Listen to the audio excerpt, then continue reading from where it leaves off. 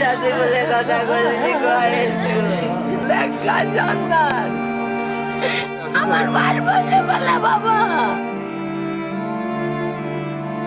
২৬শে মার্চ বাংলাদেশের স্বাধীনতা দিবস, দেশের জন্মদিন।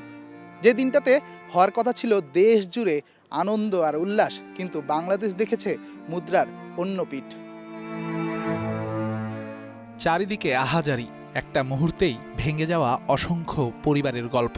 সুপরিচিত দৌলতিয়া ঘাট, যেখানে প্রতিদিন মানুষের আসর জমে নতুন দিনের আশায়। তবে ২৫শে মার্চ আবারও বাংলার বুকে এনেছে আরেকটি কালো রাত। বাসে চড়ে পরিবার নিয়ে ফেরা মানুষগুলোর জীবনে কয়েক সেকেন্ডেই নেমে এসেছে নিস্তব্ধতা।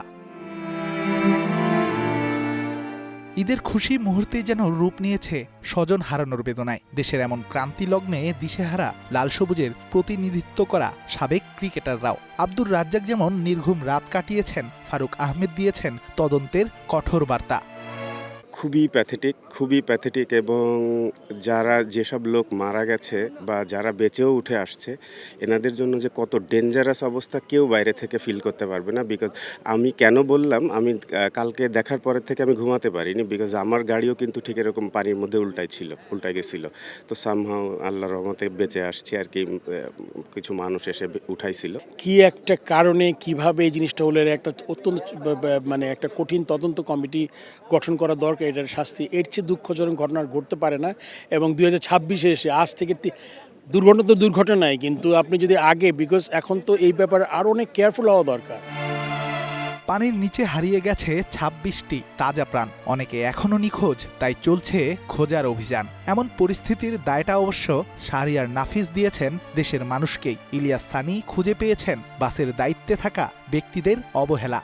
আমার উত্তরটা হয়তো অনেকেরই ভালো লাগবে না। আমরা এই ধরনের যখন দুর্ঘটনাগুলো হয়, আমরা সব সময় সরকার বা কর্তৃপক্ষকে দায়ী করি, কিন্তু আপনি যদি একটু গভীরভাবে দেখবেন ম্যাক্সিমাম ক্ষেত্রেই আমরা যারা সাধারণ নাগরিক, আমাদের বেপরোয়া চলাচল, সচেতনহীনতার কারণে এই দুর্ঘটনাগুলো হচ্ছে।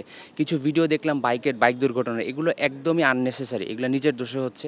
এই যে ব্যাপারটা হয়েছে খুবই আনসার্টেন, যেটা কিনা আপনার ড্রাইভার সরে গিয়ে একটা ফেরিতে উঠার মতো এমন ইম্পর্ট্যান্ট একটা কাজকে অন্য একজন হেল্পার দিয়ে করেছে, এটা খুবই দুঃখজনক। আমি মনে করি না এখানে ব্যাপারটা ঘটেছে, প্রফেশনালিজমের অনেক অভাব ছিল। বাবার চোখে অসহায় শূন্যতা, মায়ের বুকে ছেলে হারানোর আর্তনাদ, আর চারপাশে শুধু অপেক্ষা। শেষবারের মতো দেখা হবে তো প্রিয় মানুষের মুখটা। দেশের জন্মদিনে একটাই চাওয়া, সড়কে আধার কেটে ফিরে আসুক সচেতনতার আলো।